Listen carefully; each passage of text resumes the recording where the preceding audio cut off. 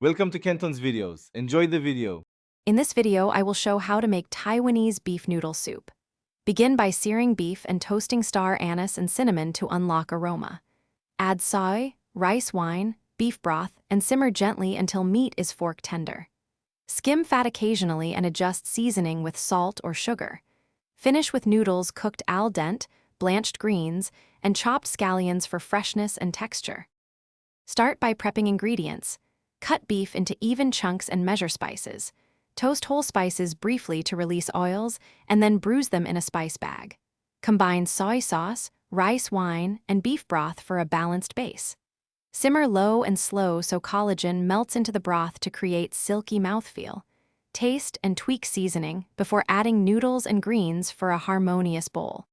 Brown the beef in batches to get deep caramelization and then remove fond from the pot. Sauté aromatics briefly, add toasted spices and deglaze with rice wine. Pour in broth and soy, then simmer gently for about 2 hours until connective tissue softens. Strain if desired, return broth, and adjust seasoning.